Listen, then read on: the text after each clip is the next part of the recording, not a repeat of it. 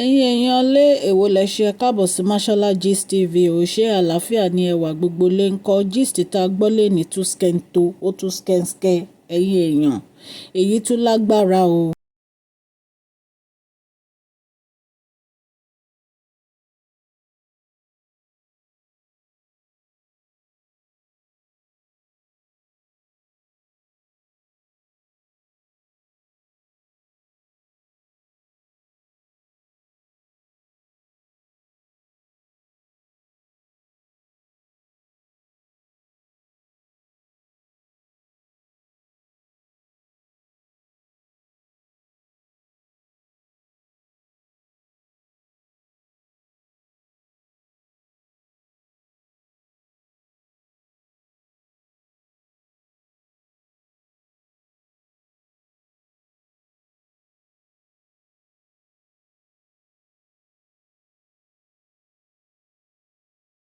Ṣe nítorí pé táìmù ti ń lọ nǹkan tí ojú wọn bá dẹ̀ rí kan máa fara mọ́ torí pé wọ́n ní pé kábíyèsí ti wọ́ọ̀nù wọn severally lórí gbogbo àwọn ìwà tí wọ́n ń wò nínú pálàsì wọ́n ní wọn ò gbọ́.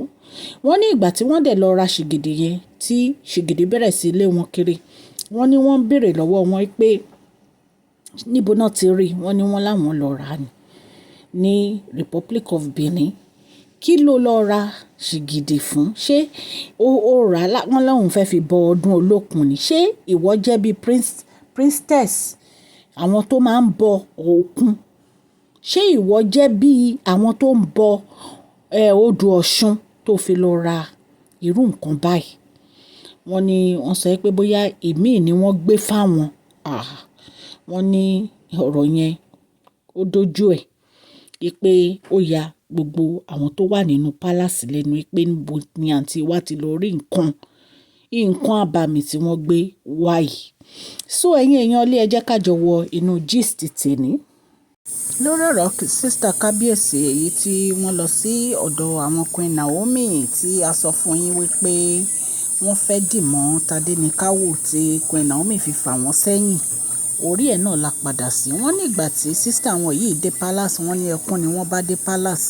Ṣé ẹ dẹ̀ mọ̀ pé mo sọ fún yín pé kábíyèsí tu ọ̀rọ̀ yìí jẹ́jẹ́ fún wọn wípé kí wọ́n gbàgbé ẹ̀. Wọ́n ní ṣùgbọ́n àwọn sísítà wọn tó kù ní kán níṣó ní Àkúrẹ́ pé àwọn fẹ́ lọ sẹ́tù ọ̀rọ̀ yìí. Wọ́n nígbà tí wọ́n dé Àkúrẹ́ wọ́n ní wọ́n welcome wọn dáadáa. Wọ́n ní ṣùgbọ́n wọ́n ní sísítà kábíyèsí tí ọ̀rọ̀ yìí ṣẹlẹ̀ sí wọ́n ní ṣe ni wọ́n bẹ̀rẹ̀ sí pariwo tí wọ́n ń bínú tó ń sọ̀rọ̀ sí Queen Naomi pẹ̀lú ohùn ìrara. Wọ́n ní ọ̀rọ̀ yìí bí màmá Queen Naomi nínú wọn ní bó ṣe gba ọ̀rọ̀ yìí lẹ́nu wọn nìyẹn pé ṣe bí àwọn ni wọ́n fa gbogbo nǹkan tó ṣẹlẹ̀ wípé lóòótọ́ onígbàgbọ́ ni Queen Naomi ó yẹ kí wọ́n ti gbàgbé ọ̀rọ̀ yìí. Wọ́n ní ṣùgbọ́n wọ́n ní torí pé èèyàn ẹlẹ́ran ara ni gbogbo wa wípé àwọn náà ṣokùnfà gbogbo nǹkan tó ṣẹlẹ̀ ní palace sí Queen Naomi. Wọ́n ní èyí ó máa le díẹ̀ láti jẹ́ kí Queen Naomi gbàgbé gbogbo nǹkan tó ṣẹlẹ̀ sí wọn. Ẹ̀yin èèyàn lé wọ́n ní màmá Queen Naomi sọ̀rọ̀ wípé gbogbo nǹkan tí ó ń ṣẹlẹ̀ sí Queen Naomi yìí pé àwọn ni wọ́n fà á pé torí tó bá jẹ́ pé àwọn ẹ̀gbọ́n kábíyèsí yìí tó bá yẹ pé wọn ò lọ́wọ́ lórí gbogbo àwọn obìnrin oríṣiríṣi tó ń wá sí inú pálàsì ńgbà yẹn wọ́n ní kábíyèsí ò bá ti má di oníyàwó púpọ̀. Wọ́n ní gbogbo àjálù tó ń ṣẹlẹ̀ nínú pálàsì kò bá ti má ṣẹlẹ̀. Wọ́n ní ṣùgbọ́n lóòótọ́ wọ́n ní ẹni tó bá ti mọ ẹ̀bi ẹlẹ́bi kò yẹ kó pẹ́ lórí ìkúnlẹ̀. Wọ́n ní Queen Naomi ti dáríjì wọn. Wọ́n ní ṣùgbọ́n wọ́n ní wọn ò lè gbàgbé ọ̀rọ̀ yẹn pé wọ́n dẹ̀ ní láti protect ọmọ wọn pẹ̀lú gbogbo nǹkan tí wọ́n ní. Ẹ̀yin èèyàn ilé ẹ̀yin náà ṣàmọ̀ ìgbà tí Queen Naomi wà nínú palace ẹ mọ nǹkan tí wọ́n fi ojú Queen Naomi rí. Wọ́n ní àwọn ẹ̀gbọ́n kábíyèsí gan wọ́n ní wọ́n tún máa ń ridicule wọn pé láti máa sọ̀rọ̀ sí wọn pé wọ́n á máa sọ pé kinní kan wọn ò wọ́ ti kábíyèsí wọn ò lọ school wọn lóríṣiríṣi náà máa ń ṣe. Wọ́n ní lójú àwọn tí kábíyèsí fẹ́ nìṣe gan wọ́n ní wọ́n máa ń fi wọ́n wọ́lẹ̀ pé tí ìkan nínú àwọn olórí yìí bá wá sínú palace pé wọ́n máa ní aya wa wọn ò dàbí àwọn kan.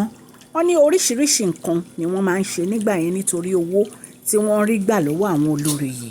Ẹ̀yin èèyàn lé ìgbà tí gbogbo àwọn ọ̀rọ̀ yìí wá ṣẹlẹ̀ tí wọ́n rí pé pẹ̀lú gbogbo àwọn tí kábíyèsí fẹ́ yìí, kábíyèsí ò ní happiness, wọn ò ní ìdùnnú. Ìgbà yẹn ni wọ́n wá fẹ́ kí Queen Naomi gbà wọ́n padà, kí wọ́n yọ́nú sáwọn, kan máa ṣe dáadáa sí àwọn. Ṣùgbọ́n ẹni tí ẹ ti fi ojú ẹ̀ gbolẹ̀, òun ló mọ nǹkan tó go through now. Wọ́n ní ẹni tó ṣu ló gbàgbé, ẹni tó kò ní gbàgbé láéláé nítorí òórùn. Ẹni kan yọ́nú sí yín wípé kí wọ́n gbàgbé gbogbo nǹkan tẹ́ ẹ ti ṣe. Máa take time. Ẹ̀yin náà ló yẹ kẹ́ ẹ tún ìwà ara yín ṣe. Tí Queen Naomi bá ní pé kẹ́ ẹ má fọwọ́ kan Tadenikawo, kì í ṣe ìbínú ló yẹ kẹ́ ẹ fi ṣe. Ó yẹ kẹ́ ẹ fi pẹ̀lẹ́pẹ̀lẹ́ sọ ni. Kò dẹ̀ yẹ kí ẹ tún wá gbé ọ̀rọ̀ yẹn, kẹ́ ẹ tún wá gbé ju bó ṣe wà lọ. Ẹlẹ́ran ara ni gbogbo wa. Nǹkan tẹ́ ẹ ṣe fún Queen Naomi ẹ̀ lè gbarú ẹ̀ láíláí. Ẹ̀yin èèyàn lé, ẹ jẹ́ ká jọ wọ inú gist tèmi. Mashola Gist TV. Àtúndé, Mashola Gist TV. Àtúndé bí a ṣe ń dé, a kí ọmọdé, a kí àgbà. Ẹ káàbọ̀ sí Mashola Gist TV. Mashola dé o, Àtúndé, àgbé tuntun dé. Àmú gist alálùbáríkà wá fún yín lórí public gist, lórí royal gist, lórí celebrate gist. Mashola Àtúndé o, Àtúndé, Mashola Gist TV, Àtúndé. Ẹ̀yin èèyàn lé, bí a ṣe gbọ́ nìyẹn tí wọ́n ní àwọn yèyé mẹ́ta lọ sí Àkúrẹ́ láti lọ sọ ọ̀rọ̀ yìí kúnná pé kí wọ́n panú ẹ̀.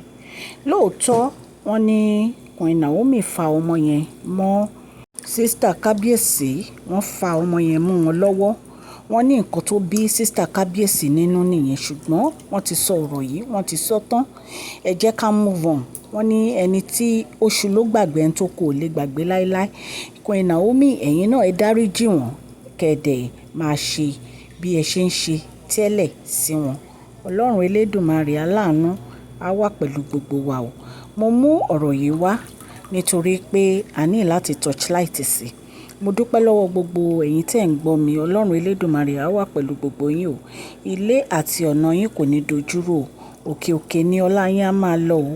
Ọlá yín kò ní lọ ìsàlẹ̀ láláì. Gbogbo ẹ̀yin tẹ́ ẹ ṣẹ̀ darapọ̀ mọ́ Mashola Gist TV, ẹ káàbọ̀. Ẹ̀yin tó yẹ pé ẹ ti jẹ́ old subscribers tẹ́lẹ̀, ẹ káàbọ̀, ẹ kú lé. A dúpẹ́ lọ́wọ́ gbogbo yín fún bẹ́ẹ̀ ṣe ń comment, tẹ́ ń share, tẹ́ ń like. Ọlọ́run aláàánú á wà pẹ̀lú yín. Òkè òkè ni ọlá yín á máa lọ. Ọlá yín ò ní lọ ìsàlẹ̀ láíláí. Please share this video, like and subscribe. God bless you all.